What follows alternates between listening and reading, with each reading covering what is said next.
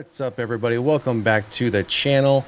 So for this horror news update, we are talking Texas Chainsaw Massacre, and it appears there is somebody that wants to tackle this franchise, wants to bring yet another film to the big screen. And I don't necessarily know if we need another Texas Chainsaw Massacre film.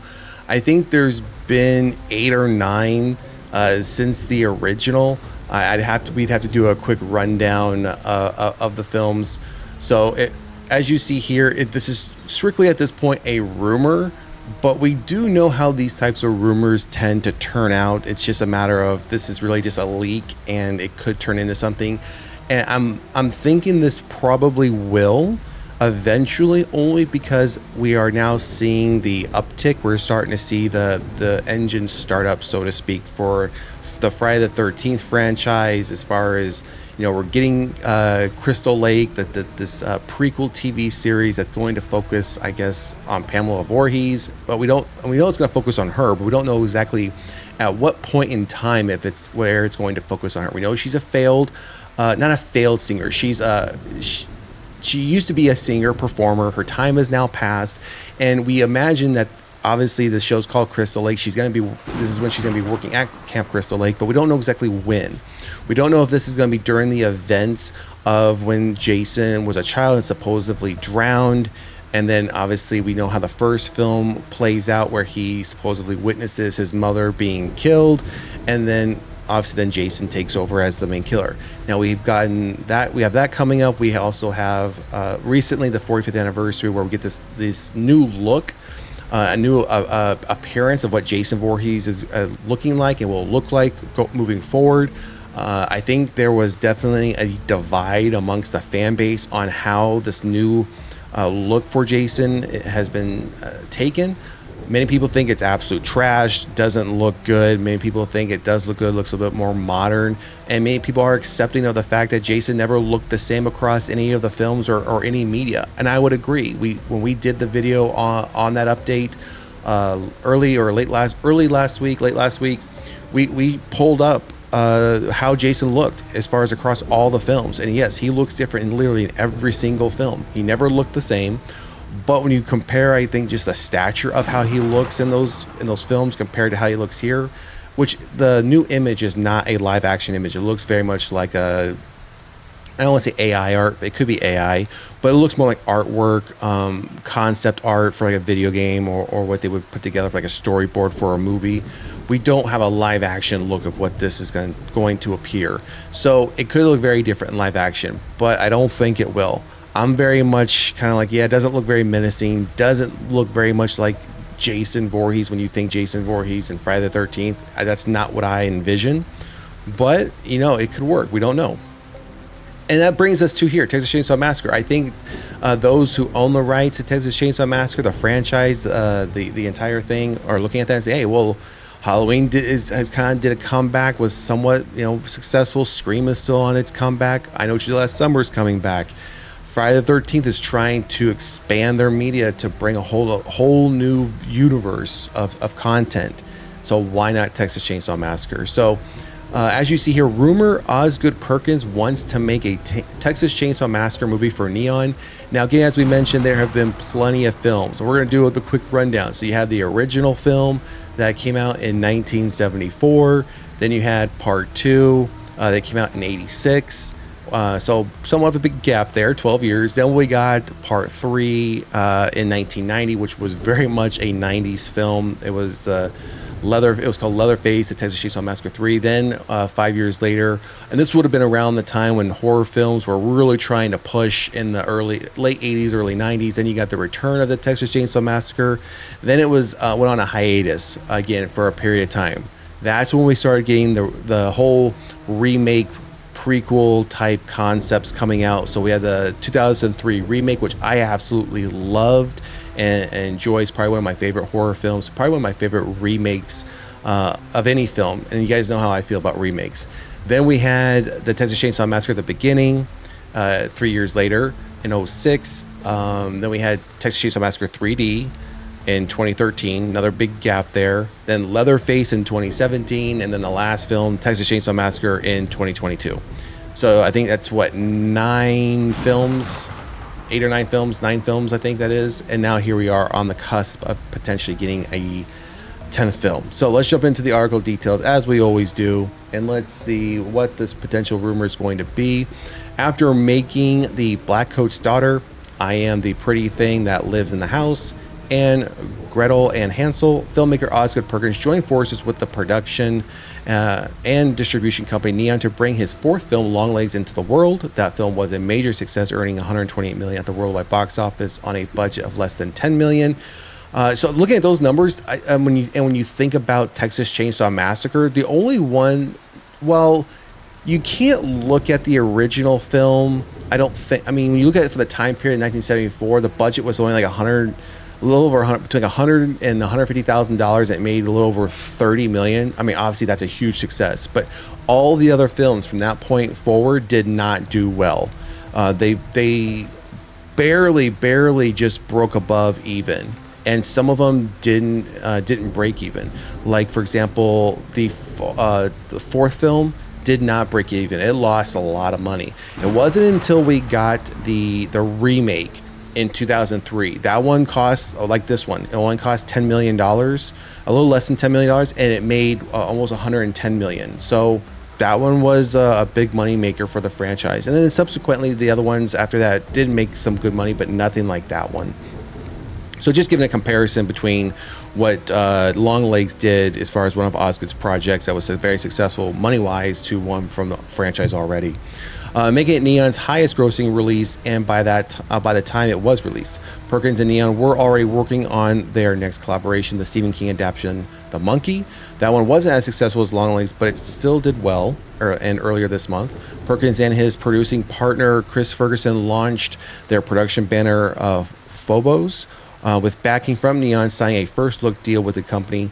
Deadline reported that under the first-look deal, Neon will house films that Perkins writes and directs, as well as those he produces for other filmmakers. Neon will release the features theatrically in the U.S. and represent the international rights. Perkins will continue to work with us. A little bit more here. Let's get to the rest. Let's see here. Now, industry scooper Jeff Snyder of the InSnyder.com hears that one project Perkins would really like to make as part of his Neon deal is a new Texas Chainsaw Massacre movie.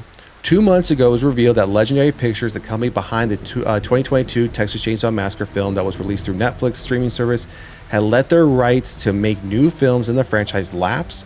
So Verve, which currently represents the rights, are looking to build out a multimedia strategy for the franchise, which is exactly what Friday the 13th is looking to do as well with the whole Jace thing. They're looking to build out this massive multimedia thing, video games, TV series, movies. So they're truly looking to go all in with Friday the 13th. So, like I said, now that we knew that was happening, I'm not surprised to hear that there is going to be this buzz around, well, if they can do it and they're going to cash in on it, why not do it with another legendary character like Leatherface? Let's see here. For the franchise, with filmmakers, producers, and buyers looking to get involved, it was said that writer-director J.T. Mullner and producer Roy Lee were among the interested parties, with actor Glenn Powell hoping to read the script if the project ended up in Mueller's hands. Mueller quickly distanced himself from the whole thing, but Snyder hears that Lee is still in hot pursuit of the rights, and Perkins wants Neon to put up a strong fight for them as well. As Snyder points out, the Texas Chainsaw Massacre rights are held by a company called Exerbia Films, which is run by Kim Heckel, the co-writer of the original movie, his son Ian Heckel, and a producer named Pat Cassidy, who bills himself as a curator of the TCM franchise on Instagram. Exerba made $2.75 million from the rights deal that resulted in the 2022 film, and are reportedly hoping to get $3 million for the new deal. According to Snyder and his sources, Perkins is pushing Neon CEO Tom Quinn to purchase the rights and commit $25 million toward the project. If that's a big, so let's pause there for actually towards the let's just pause there. Make sure there's nothing else about that dollar figure coming up. There isn't. That's a big budget request, considering no other Texas Chainsaw Massacre film had that type of money thrown at it.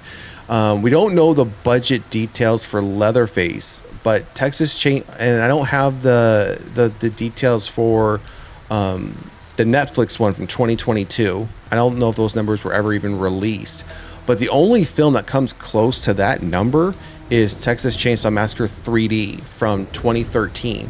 That did have a $20 million budget, but and that one made almost a little over $47 million, so it doubled its budget. But that's the only one that's gotten that kind of money.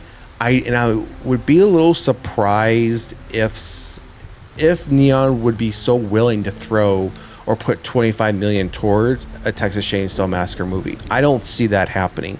I see them going anywhere between 10 to 15, 15 being the absolute tops, and I think you could make a very successful, gory, scary, modern Texas Chainsaw Massacre film on a 10 to 15 million dollar budget. I don't see why you couldn't.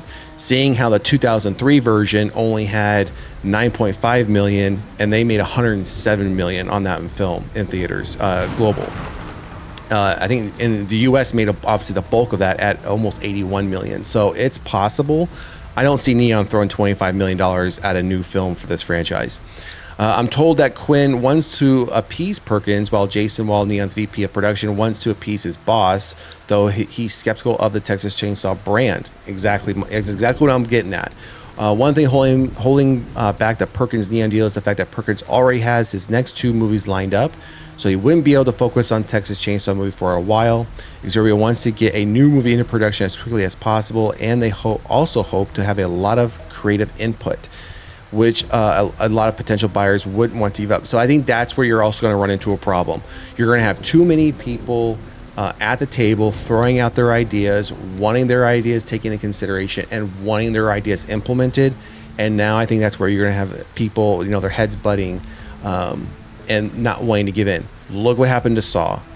I mean, we if you don't know, that's one of the reasons why Saw 11 never happened. It is not going to happen. I don't think it ever will happen, at least not in the iteration story that was originally planned, because as we reported that it was reported pretty widely by a lot of content creators that people, their egos got in the way and they just couldn't get past that, and the whole thing ended up getting canceled. So something similar could happen here.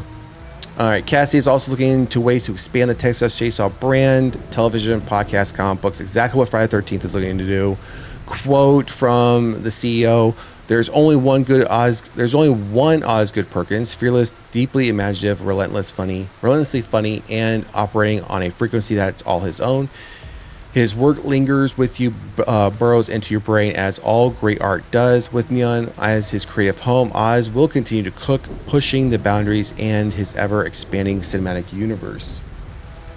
All right, let's see if there's anything that's where it ends off. So I don't see it getting 25 million, and I see them having a lot of and they're wanting to rush something to production quickly. That's going to be a problem, because now it almost seems like you're willing just to throw anything out there in hopes fans are just going to watch it, which is a problem. I rather have a quality over quantity, or quality over just rushing it out and just throwing Texas Chainsaw Massacre on it just to get people to buy in, only for it to be trash. But also the fact that you're gonna have so many people wanting their input heard, you're gonna have a lot of hurt feelings and a lot of people who are going to probably be higher up that are either gonna hold purse strings or gonna be decision makers that aren't gonna want to deal with hurt feelings. So we'll have to wait and see. Drop a comment in the comments section. Let me know what you think. Are you down for a new Texas Chainsaw Massacre film, or are you feeling like this franchise it's had its time? It's time to close the book, put it back on the shelf, and we don't need to come back to this franchise for a while. Again, let us know down in the comments section. And if you haven't done so already, please like, share, and subscribe to the channel. Otherwise, we'll see you at the next one. Later.